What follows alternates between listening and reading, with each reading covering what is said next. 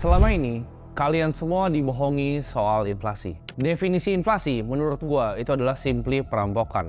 Mencuri kemampuan kalian untuk membeli sebuah barang atau jasa. Di sekolah, kita diajari bahwa inflasi adalah peningkatan harga secara umum dan terus-menerus. Kita diajarkan juga bahwa inflasi adalah hal yang wajar dan menstimulasi ekonomi. Itu semua adalah doktrin scam yang diajarin sekolah ke kalian. Dan di sini gua akan bongkar semua. Kenapa kalian tuh rasanya susah untuk menjadi kaya?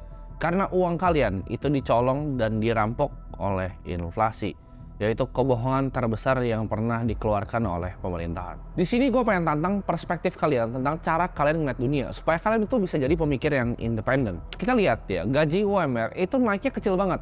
Kita lihat UMR tahun lalu, UMR sekarang. Kenapa karyawan itu gaji naik kecil banget, sedangkan bahan-bahan di sekitar kita, mau itu telur, mau itu cabai, naiknya cepat banget. Mau itu rumah, mau itu biaya pendidikan anak, mau itu biaya kesehatan, itu naiknya jauh lebih cepat dibanding kenaikan gaji kita. Coba kalian pikir, karyawan itu nggak pernah naik, tapi biaya universitas itu naik 15% tahun ke tahun. Biaya sekolah juga sama, 10-15% tahun ke tahun. Inflasi ya, di Maret 2022 itu 2,64. Dan di Desember 2022 itu 5,51. Tadi saya sampaikan secara year on year, inflasi di bulan Maret ini sebesar 2,64%. Dan kalau kita tarik ke belakang, Bapak-Ibu sekalian, ini merupakan angka tertinggi sejak April tahun 2020. Kalian bingung gak sih? Inflasi itu 5,51 di Desember 2022. Kita selama ini diajarin bahwa inflasi itu angka magic number-nya adalah 2%. Ya pemerintah Amerika mau pemerintah dimanapun mau inflasi di magic number ini 2%. Tapi kita lihat di Desember ya itu 5,51%. Dan kita masih diajarin ya sama orang-orang untuk nabung reksadana dengan inflasi 5,51%. Ini hal yang gue ngomongin bakal bikin gue dibenci banyak manajer investasi ya. Mungkin para pengelola fund di reksadana, mungkin teman-teman gue sendiri, tapi nggak masalah. Gue di sini untuk bukain mata orang-orang. Berdasarkan data dari Infovesta 2022, reksadana saham itu banyak banget yang bahkan minus performanya. 1-2% bahkan minus ke bawah. Jadi kalian bayangin nggak? Kalian investasi karena kalian nggak mau tergerus dengan inflasi, yang ada kalian malah minus, inflasinya 5,51%.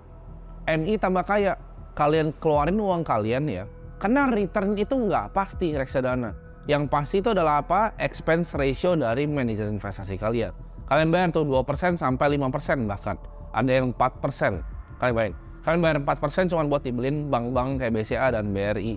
Dan kalah pula sama bank BCA. Mending beli bank BCA aja kalau mau beli saham. Jadi ini kenapa orang-orang tuh susah kaya. Disuruhnya nabung reksadana saham. Kita tahu padahal inflasi itu 5,51%. Reksadana pasar uang kalah juga sama inflasi. Average di 2-3%. Reksadana pendapatan tetap ya mungkin menang sedikit gitu. Kalian pilih ada 7%, ya kan ada 6%. Inflasi 5,51. Apalagi nabungnya deposito kayak orang tua zaman dulu, ya kan?